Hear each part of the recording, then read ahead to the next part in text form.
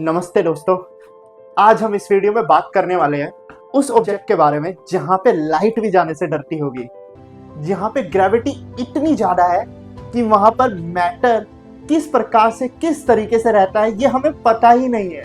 और पता है, ग्रेविटी इतनी ज्यादा होने के कारण वहां पे टाइम भी रुक जाता है।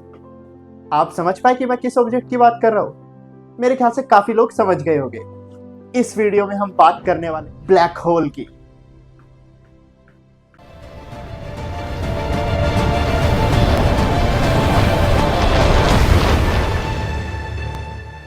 और आज इस वीडियो में हम देखेंगे कि ये ब्लैक होल बनते कैसे हैं, और हम ये भी जानेंगे कि अगर हम ब्लैक होल के अंदर गिर जाए तो हमारे साथ क्या हो सकता है, और क्या ब्लैक होल अलग अलग प्रकार के भी होते हैं, और सबसे इंपॉर्टेंट चीज, क्या ब्लैक होल इस यूनिवर्स के लिए जरूरी भी है या नहीं। तो मैं रास आपका स्वागत करता हूं साइफाई बाय को क्रेजी में। Let's go.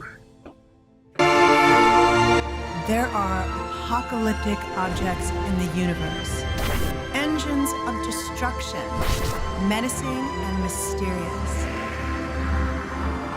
Black holes. Even scientists who study them find them astonishing.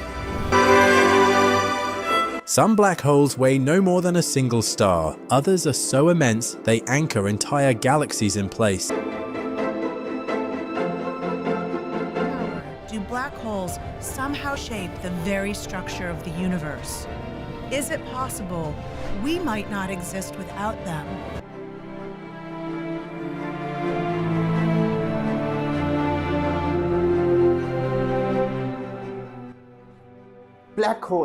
Black hole एक ऐसी जगह है जहां पर ग्रेविटी इतनी एक्सट्रीम होती है कि उससे कुछ भी बच के नहीं निकल सकता, ना लाइट ना मैटर। इसलिए हम उसे देख भी नहीं सकते, बिकॉज किसी चीज को देखने के लिए उससे लाइट का रिफ्लेक्ट होना जरूरी है। बट ब्लैक होल उस लाइट को भी ऑब्जर्व कर लेता है, इसलिए वो बिल्कुल हमें ब्लैक कलर का दिखता है और हमें स्पेस में दिखाई भी नहीं देता। हम सिर्फ उसके आसपास के इफेक्ट को समझ के पता लगाते हैं कि वो ब्लैक होल उस पर्टिकुलर जगह पर हो सकता है। और ऐसे मोस्टर पूरे यूनिवर्स में अलग अलग जगह पे छुपे हुए हैं, और साइंटिस्ट उसका पता लगाते हैं जब वो किसी स्टार या किसी ऑब्जेक्ट को अपनी तरफ खींचता है या फिर अपनी आसपास की लाइट को बैंड करता है, जब हमें पता लगता है कि ब्लैक होल वहां पर है। अच्छा, अब ये ब्लैक होल बनता कैसे है? जैसे कि मैंने आपको पहले भी कई सारी वीडियोस में बता चुका हूं, जब एक सुपर मैसिव सन अपने एंड तक पहुंचता है तो वो एक सुपरनोवा के साथ खत्म होता है, और जो बहुत बड़े स्टार होते हैं उनका अंत एज अ ब्लैक होल ही होता है। कितने बड़े स्टार? एक स्टार को हमारे सन से 20 गुना ज्यादा बड़ा होना होगा एक ब्लैक होल में कन्वर्ट होने के लिए। उस टाइम पे ग्रेविटी का इतना फोर्स होगा कि उसको कोई भी नहीं रोक सकता ब्लैक होल में कन्वर्ट होने के लिए। और आप जानते हो, जो कोर बचेगा वो हमारे सन से 3 गुना ज्यादा डेंस होगा। क्या आप जानते हो, सुपर मैसिव सन लगभग हमारे सन से 130 गुना ज्यादा डेंस ऑब्जेक्ट्स, इतने बड़े हैं वे कि अपनी डेथ पर वो सुपरनोवा एक्सप्लोजन को हमें विजिबली दिखने भी नहीं देते, वो डायरेक्टली ही ब्लैक होल में कन्वर्ट हो जाते हैं। अच्छा, वैसे आप सोचोगे कि ब्लैक होल कितना ही डेंस हो सकता है, तो चलो इमेजिन करो हमारी अर्थ को। आप जानते हो, जब हमारी अर्थ कंप्रेस होकर एक मार्बल जितने साइज की हो जाएगी, तब जाके वो एक छोटे से marble type size black hole में कन्वर्ट होगा। और पता है हैरानी की बात क्या है? उसकी ग्रेविटी उस समय भी उतनी ही स्ट्रॉन्ग होगी जितनी कि हमारी अर्थ की है। और अब हम समझेंगे ब्लैक होल के कुछ मेन पार्ट्स की या फिर मेन चीजों की जो अभी तक हमारे साइंटिस्ट ने उसके बारे में पता लगाई। सबसे पहले हम बात करेंगे इवेंट होराइजन की, the point of no return.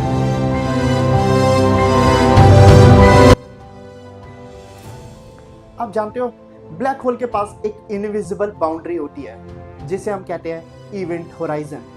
और ये एक ऐसी बाउंड्री है जहां से कुछ भी वापस नहीं आ सकता, ना ही लाइट। आप ये सोचिए, जब एक बोट समुद्र में निकलती है और वो किसी भवंडर में फंस जाती है, तो वो बोट वहां से कभी नहीं निकल सकती अगर वो उसके अंदर चली गई। इवेंट होराइजन भी सेम वैसा ही होता है। अगर कोई भी चीज इवेंट होराइजन को एक बार पार कर जाती है तो वो कभी वापस नहीं आती, वो वहीं उसी के अंदर जाके खत्म हो जाएगी। और पता है सबसे अजीब बात क्या है, जब कोई चीज इवेंट होराइजन को क्रॉस कर जाती है, जैसा कि मैंने बताया ब्लैक होल के पास टाइम भी स्लो हो जाता है। उस ऑब्जेक्ट के लिए टाइम स्लो नहीं होता है, बट हमारे लिए वो स्लो दिखता है। हमें दिखेगा कि वो इवेंट होराइजन में जाने के बाद रुक गया है, वो वहीं पे स्टक हो गया है, बट असल में वो टाइम डायलेशन के कारण होता है। वो खत्म हो चुका है, वो अंदर जा चुका है, उसके लिए टाइम सेम चल रहा होता है, बट हमारे लिए वो रुक चुका होता है क्योंकि हम उसे दूर से देख रहे होते हैं। अच्छा, वैसे सोचो कि टाइम डायलेशन क्या है। ये भी एक फैसिनेटिंग कॉन्सेप्ट है जो कि मैं इस वीडियो में तो समझा नहीं पाऊंगा, इसके लिए मैं एक अलग से वीडियो बना दूंगा। अब बात करते हैं एक्रीशन डिस्क की, the fiery ring around the black hole.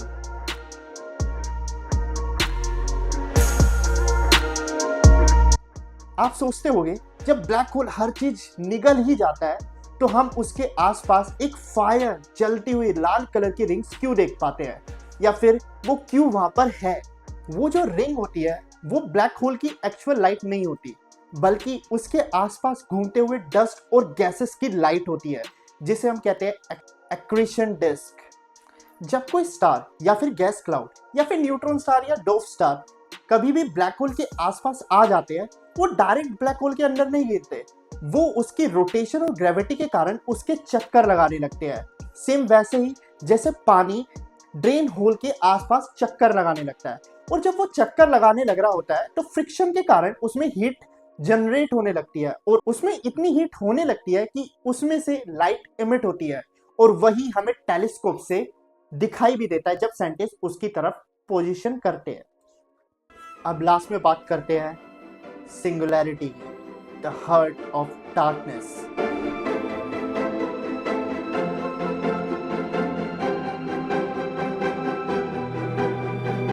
अब मैं आपको ले चलता हूं ब्लैक होल के सेंटर में, जहां पे सब कुछ एक जगह पे कंप्रेस हो चुका है, और उस सेंटर को हम कहते हैं सिंगुलैरिटी। सिंगुलैरिटी एक ऐसी जगह या ऐसा पॉइंट है जहां पर सारा का सारा मैटर एक ही जगह पे कॉन्सेंट्रेटेड हो जाता है। आप जानते हो वहां पर मैटर का जो साइज है वो 0 हो जाता है, पर डेंसिटी इनफाइनाइट। यहीं पे ही फिजिक्स के हमारे सारे के सारे लॉ वॉइड हो जाते हैं या फिर नल हो जाते हैं, चाहे वो रिलेटिविटी हो या क्वांटम फिजिक्स या कुछ भी। कुछ साइंटिस्ट को लगता है कि ब्लैक होल की जो सिंगुलैरिटी है वो एक डोर हो सकता है दूसरे यूनिवर्स के लिए, या फिर पॉइंट एक नए बिग बैंग के लिए, बट अभी तक हमें पता नहीं है कि उसके सेंटर में वो रियलिटी में है क्या। हमें ये पता है कि वहाँ पर टाइम, स्पेस, लाइट्स एक ही जगह पे कंप्रेस हो चुके हैं, बट ये सारी की सारी थ्योरी है। जैसा कि हमने इंटरस्टेलर मूवी में भी देखा था, जब कूपर ब्लैक होल के अंदर गिर जाता है तो वो एक टेसरेक्ट में पहुंच जाता है, वो भी एक थ्योरी ही है।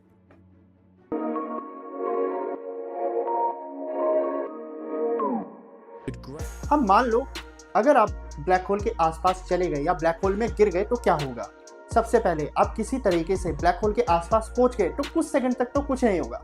आप धीरे धीरे जैसे उसके करीब पहुंचते रहोगे, आपको थोड़ी थोड़ी ग्रेविटी महसूस होना स्टार्ट होगी, पर जैसे ही आप इवेंट होराइजन के पास पहुंचते रहोगे, आपको ग्रेविटी अलग अलग अपने डिफरेंट पे अलग अलग पार्ट्स पर महसूस होगी। जैसे सर और पैर पे आपको ग्रेविटी अलग अलग महसूस होगी, बट जैसे जैसे आप ब्लैक होल के करीब जाते रहोगे तो वो जो सर और पैर के बीच की जो ग्रेविटी का डिफरेंस है वो इतना ज़्यादा बढ़ जाओगे कि आप स्ट्रेच हो जाओगे जस्ट लाइक अ नूडल।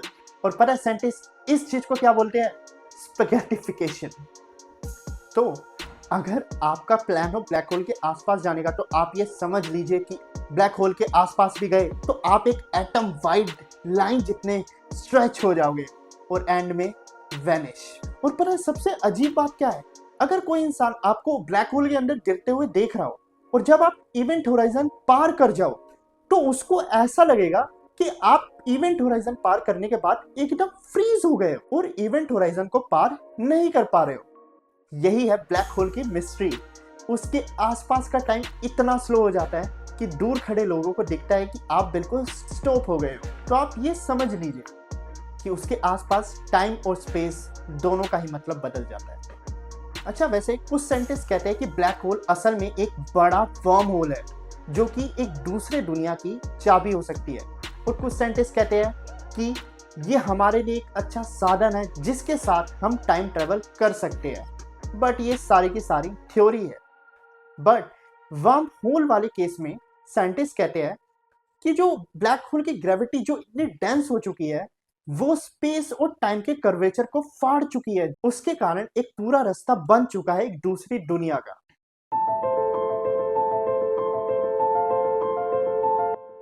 अब बात करते हैं कि ब्लैक होल कितने प्रकार के होते हैं। तो पहले हम बात करते हैं स्टेलर ब्लैक होल्स की। ये होते हैं जब एक सुपर मैसिव सन कोलैप्स करता है और वो कन्वर्ट होता है एक ब्लैक होल में, उन साइज क्या या फिर उस टाइप को हम कहते हैं स्टेलर ब्लैक होल। इनका मास अराउंड हमारे सन से 2 या 3 टाइम्स ही ज्यादा होता है, पर साइज एक सिटी से भी छोटा। और नेक्स्ट टाइप की वो है सुपर मैसिव ब्लैक होल्स। ये मोस्टली हमारे या फिर दूसरी गैलेक्सी के बीच में होता है, जैसे हमारी गैलेक्सी के भी बीच में है, उसे हम कहते हैं सैजिटेरियस ए। और इस टाइप के ब्लैक होल हमारे सन से मिलियंस और बिलियंस टाइम्स ज्यादा डेंसर और हैवियर होते हैं। अब बात करते हैं इंटरमीडिएट ब्लैक होल्स की। ये साइज में बीच में होते हैं, ना ज्यादा छोटे ना ज्यादा बड़े, और इनके हमें प्रूफ भी मिल चुके हैं। ये मोस्टली कुछ गैलेक्सीज के आउटस्कर्ट्स में लोकेटेड होते हैं। लास्ट में हम एक बोनस फैक्ट के बारे में बात करते हैं, या एक टाइप के बारे में, जिसे साइंटिस्ट बोलते हैं प्रिमोर्डियल ब्लैक होल। साइंटिस्ट कहते हैं जब बिग बैंग हुआ होगा उस समय पे भी छोटे छोटे ब्लैक होल्स क्रिएट होंगे, बट अभी तक हमें उसके प्रूफ नहीं मिले हैं। अगर सच में उस समय पर कोई छोटे छोटे ब्लैक होल्स क्रिएट होंगे तो वो इस यूनिवर्स के सबसे पुराने ऑब्जेक्ट्स होंगे।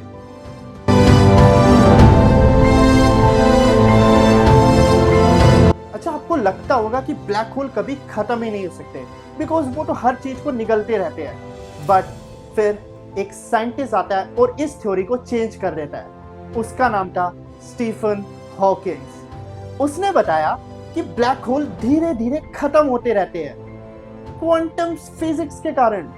उसके अराउंड क्वांटम इफेक्ट्स के कारण वो धीरे धीरे एनर्जी लूज करता है, जिसे हम कहते हैं हॉकिंग रेडिएशन। आप जानते हो एक सुपर मैसिव ब्लैक होल को ट्रिलियंस ऑफ ईयर्स लग सकते हैं पूरा इवेपोरेट होने के लिए।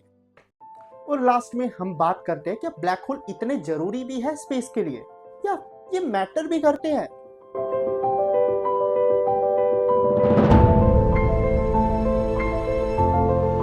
अब सवाल ये उठता है कि ब्लैक होल इतने ही डेंजरस है तो ये यूनिवर्स में क्रिएट ही क्यों होते हैं? जवाब सिंपल है, क्योंकि ब्लैक होल डिस्ट्रक्शन के साथ क्रिएशन भी लाते हैं। साइंटिस्ट कहते हैं जैसे कि हमारे सुपर मैसिव ब्लैक होल जो कि हर गैलेक्सी के मिडल में है, वो सारी की सारी चीजों को स्टेबल रखते हैं और वो near by object, stars, dust को कंट्रोल करते हैं और उनकी डायरेक्शन को भी डिसाइड करते हैं। बिना ब्लैक होल एक गैलेक्सी का एग्जिस्ट करना ही नामुमकिन है। आप सोचो कि अगर ब्लैक होल ना हो तो सारे ऑब्जेक्ट तो फिर भी एग्जिस्ट करेंगे ही, बट ऐसा नहीं है। बिना ब्लैक होल के ये सारे ऑब्जेक्ट के डायरेक्शन बिल्कुल अनप्रिडिक्टेबल हो जाएंगे। एक तरीके से ब्लैक होल्स हमारे यूनिवर्स के आर्किटेक्ट्स हैं, जो कि इस दुनिया को बनाते भी है और तोड़ते भी है। ब्लैक होल के बिना टाइम, स्पेस और फिजिक्स का मतलब ही अधूरा होता। ब्लैक होल हमें ये सिखाता है कि हर अंधेरा डिस्ट्रक्शन नहीं होता और कभी कभी डार्कनेस ही एक नई शुरुआत का रास्ता होता है।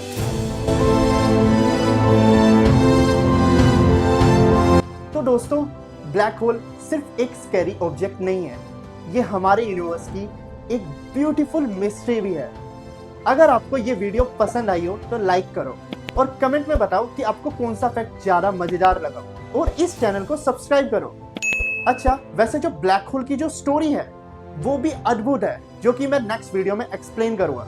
और पता है, इंटरस्टेलर एक बेस्ट मूवी है ब्लैक होल के कॉन्सेप्ट को थोड़ा बहुत समझने के लिए, तो उसको वॉच जरूर करना। मैं राज आपसे मिलता हूँ दूसरी वीडियो में। Bye bye.